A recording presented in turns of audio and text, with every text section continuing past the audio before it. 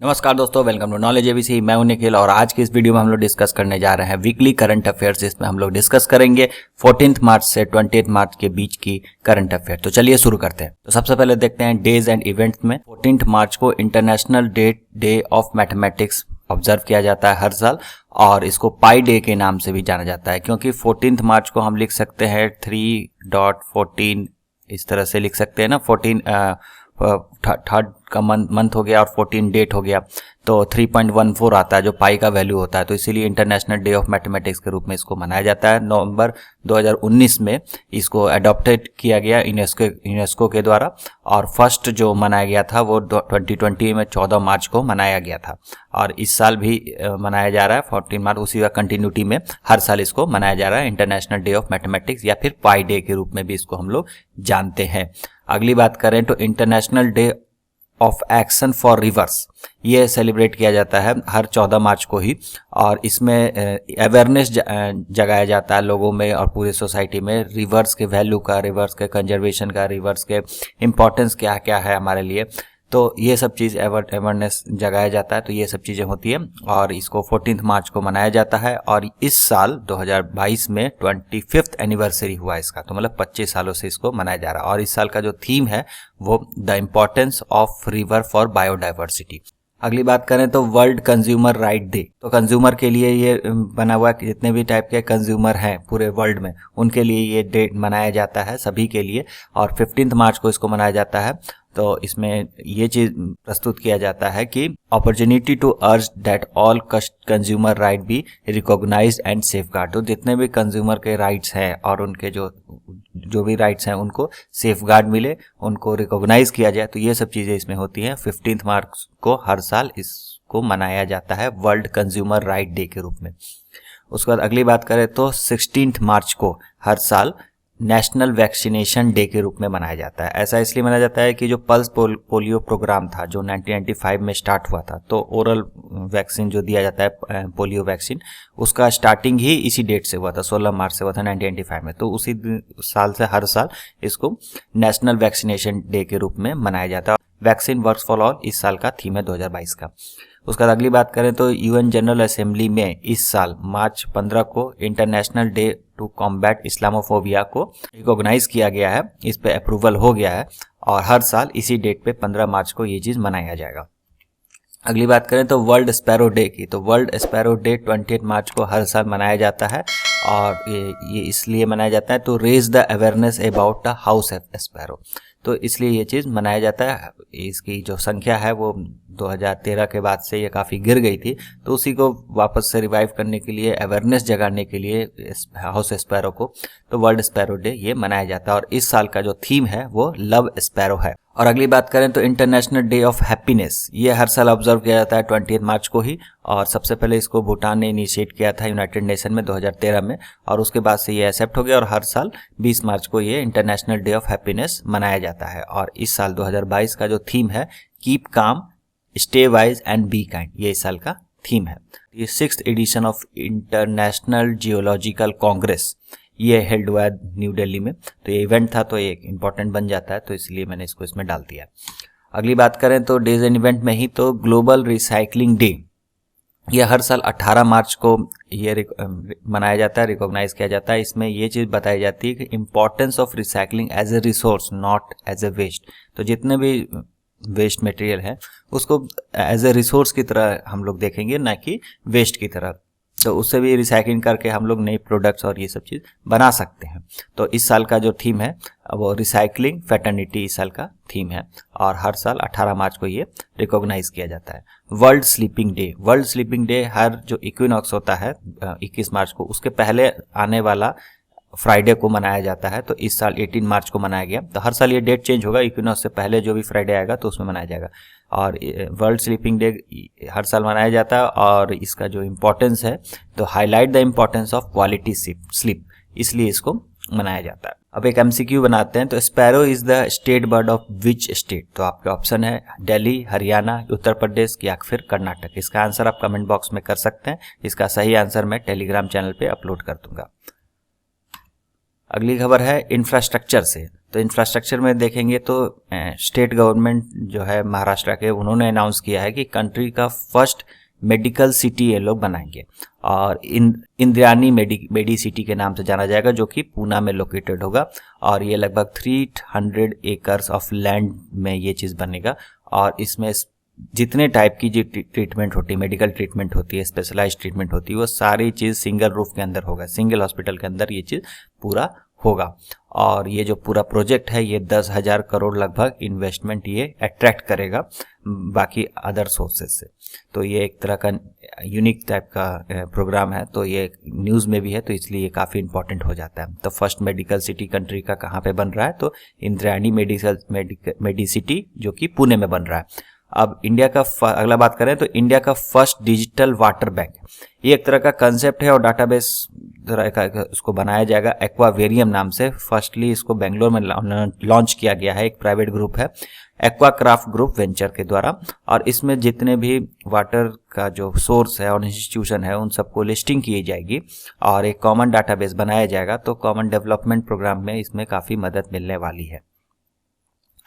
अब इकोनॉमिक्स के कुछ बात कर लें तो London and partner analysis of deal room को इन्वेस्टमेंट डाटा, इनके द्वारा एक रिपोर्ट पब्लिश किया गया और बताया गया है कि जो इंडिया में जितनी ई कॉमर्स जो इन्वेस्टमेंट है, ई कॉमर्स जो डिजिटल शॉपिंग और ये सब चीज़ है, तो इसमें इंडिया वर्ल्ड का दूसरा रैंक प्राप्त कर लिया है इन्वेस्टमेंट के रूप में। मतलब कि जितने भी जैसे अमेजन, फ्लिपकार्ट, इस तरह के जितने भी शॉपिंग वेबसाइट है और भी जितने नए खुल रहे हैं, तो इनमें जितने इन्वेस्टमेंट हो रहे हैं उस चीज़ में इंडिया रैंक 2 किया है और $22 बिलियन का इन्वेस्टमेंट अट्रैक्ट किया है सिर्फ 2021 में।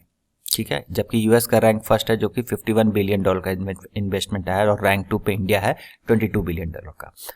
अगली बात करें तो लार्सन एंड टर्बो के द्वारा एक ई कॉमर्स वेबसाइट लॉन्च की गई है, कॉमर्स ऐप लॉन्च की गई है L&T Sufin। ठीक है, इस ई कॉमर्स प्लेटफॉर्म पे कंट्री का पहला इस तरह का है जो कि इंडस्ट्रियल प्रोडक्ट एंड सर्विस इसमें L&T के द्वारा बेचा जाएगा, जो कि अदर बिजनेस में काम आएगा। ये एक तरह का यूनिक टाइप का ई कॉमर्स प्लेटफॉर्म है। और फरवरी में गवर्नमेंट ऑफ इंडिया के द्वारा जो बताया गया कि इंडिया का जो रिटेल इन्फ्लेशन है वो 6% को लगातार 2 महीने से पार कर रहा है। लास्ट मंथ में भी किया था और जनवरी मंथ में भी किया था और फरवरी मंथ में भी किया है, वो 6% के ऊपर रहा है, जो कि जो RBI का गाइडलाइंस है इसको 2 से 6% के अंदर में रखना, 2 से 6% के अंदर में रखना है, और जो कि इस बार भी 6% से ऊपर गया है इन्फ्लेशन जो। और जो इस साल का जो इस महीने का जो इन्फ्लेशन है वो पिछले 8 मंथ का सबसे हाई है। अगली बात करें साइंस एंड टेक्नोलॉजी से, तो कंट्री का पहला artificial intelligence and robotic technology park establish किया गया है बेंगलुरु में, जिसको शॉर्ट में आर्ट पार्क के नाम से भी जाना जाएगा। तो ये एक तरह का रोबोटिक्स और आर्टिफिशियल इंटेलिजेंस से रिलेटेड एक पार्क बना जाएगा और इसमें IIC बेंगलोर के कोलैबोरेशन से बनाया गया है और इसमें 230 करोड़ का investment state and central government के द्वारा किया गया है, जो सीड कैपिटल इसमें डाला गया है। और आर्ट पार्क में ये भी है कि इसका जो मेन ऑब्जेक्टिव होगा तो वो जो R&D और न्यू इनोवेशंस हैं, जैसे कि हेल्थ केयर में, एजुकेशन में, मोबिलिटी में, तो रोबोटिक्स और आर्टिफिशियल इंटेलिजेंस का क्या क्या रोल हो सकता है हेल्थ केयर सेक्टर रिलेटेड में, एजुकेशन सेक्टर में, मोबिलिटी में, फिर इंफ्रास्ट्रक्चर रिलेटेड में, एग्रीकल्चर में, रिटेल में, साइबर सिक्योरिटी में। तो ये सब जो यूनिक प्रॉब्लम्स जो इंडिया में आ रहे हैं, तो उसको रोबोटिक्स और आर्टिफिशियल इंटेलिजेंस के द्वारा कैसे सॉल्व किया जा सकता है और क्या क्या इसमें सॉल्यूशन निकाले जा सकते हैं, तो ये सारे चीज़ का इसमें रिसर्च होगा और R&D होगा। अगले एक MCQ फिर से बनाते हैं, तो which technology company has created 2 nanometre chip, the smallest and most powerful microchip. तो आपके ऑप्शंस हैं क्वालकॉम, IBM, AMD और सैमसंग। तो इसका आंसर आप कमेंट बॉक्स में कर सकते हैं। सही आंसर आपको मेरे टेलीग्राम चैनल knowledge_ABC पे मिल जाएगा, इसको आप फॉलो कर लीजिए। यहाँ पे इसका और भी मैं MCQ डालते रहता हूँ और इसमें भी इसका MCQ का भी आंसर आपको, करेक्ट आंसर आपको उसमें मिल जाएगा। अगले बात करें तो साइंस एंड टेक्नोलॉजी से है, तो Indian research space organisation ISRO के द्वारा जो SSLV जो बनाया जा रहा है, स्मॉल सैटेलाइट लॉन्च व्हीकल, तो उसका जो बूस्टर डोज स्टेज वाला जो रॉकेट है, solid fuel based booster stage जो है SS1, तो इसका ग्राउंड बेस्ड टेस्टिंग किया गया जो कि काफ़ी सक्सेसफुल रहा सतीश धवन स्पेस सेंटर पे श्रीहरिकोटा में जो है। तो इसका जो ग्राउंड पे टेस्टिंग किया गया था काफ़ी सक्सेसफुल। अगली बात करें तो union ministry for road and transport and highway Nitin Gadkari द्वारा वर्ल्ड का मोस्ट एडवांस टेक्नोलॉजी का जो कार इनोग्रेट किया गया है उनके द्वारा, जो कि हाइड्रोजन फ्यूल सेल आधारित रहेगा। तो इसमें क्या होगा कि हाइड्रोजन उसमें सिलेंडर लगे रहेंगे, हाइड्रोजन सिलेंडर हाइड्रोजन के द्वारा फ्यूल सेल में जाके उससे इलेक्ट्रिसिटी प्रोड्यूस होगी और उससे कार चलेगी। तो ये एक तरह का जो फ्यूल सेल बेस्ड ये फर्स्ट है पूरे वर्ल्ड का। तो इसको इनोग्रेट किया गया न्यू दिल्ली में। तो टोयोटा मिराई नाम के ये कार रहेगी और इंडिया का first fuel cell electric vehicle होगा और ये कम्प्लीटली हाइड्रोजन पावर्ड रहेगा, मतलब कि कोई भी तरह का फोसिल फ्यूल्स का इस्तेमाल इसमें नहीं होगा, सिर्फ हाइड्रोजन का इस्तेमाल होगा।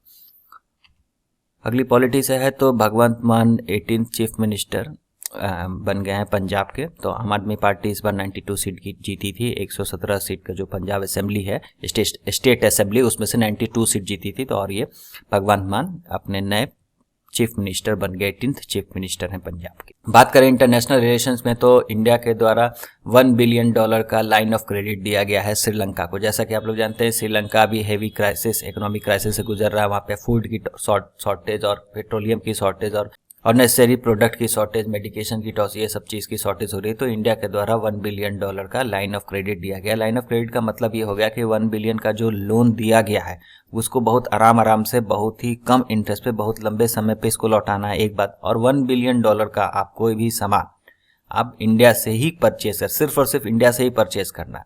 मतलब कि एक तरह से क्रेडिट कार्ड टाइप हो गया कि $1 बिलियन का आप कुछ भी इंडिया से आप खरीद सकते हैं, जिसका पेमेंट आप आराम से देते रहना कई सालों में, और इसका जो इंटरेस्ट रेट है वो भी बहुत कम लगेगा।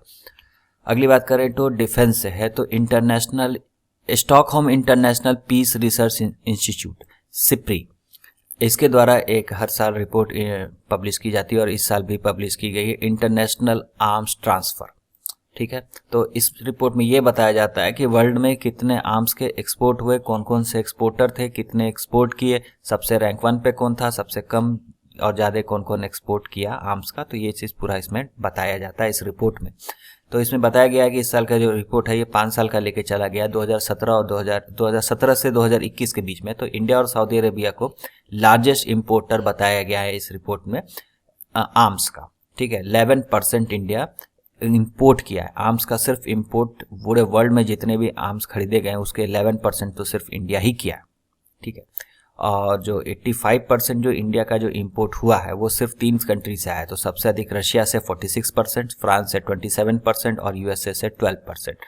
तो इन 3 कंट्री से ही इंडिया का 85% आर्म इंपोर्ट किया है। ठीक है, और उसके बाद बात करें तो लार्जेस्ट आर्म एक्सपोर्टर की, तो वर्ल्ड में जो आर्म एक्सपोर्टर हैं, जो कंट्री एक्सपोर्ट करते हैं, तो उसमें सबसे जो बड़ा एक्सपोर्टर है वो यूएसए है। वो 39% एक्सपोर्ट किया है पूरे वर्ल्ड में इस ड्यूरेशन में, 2017 से 2021 के बीच में 39% यूएसए के द्वारा आर्म्स एक्सपोर्ट की गई है।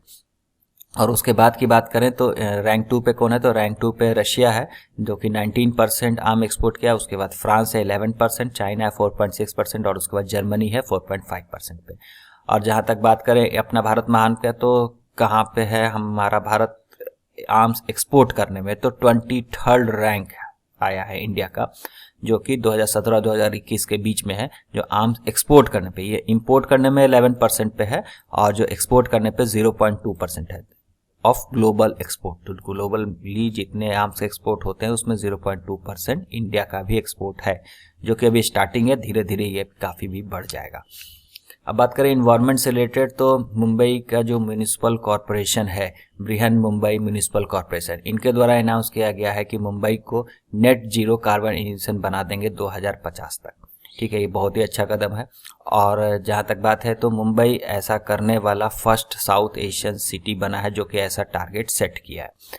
अब एक MCQ फिर से बनाते हैं, तो India's target to become net zero carbon emission, India का टारगेट कौन सा ईयर का है जो कि नेट जीरो कार्बन इमिशन बनने का। ठीक है, तो इसके ऑप्शंस है 2050, 2060, 2070 या फिर 2080। तो इसका आंसर आप कमेंट बॉक्स में कर सकते हैं, सही आंसर मैं टेलीग्राम चैनल पे अपलोड कर दूंगा। Thank you very much. Video आपको कैसा लगा, अगर अच्छा लगा तो लाइक शेयर और सब्सक्राइब करना ना मिलते हैं अगली वीडियो में।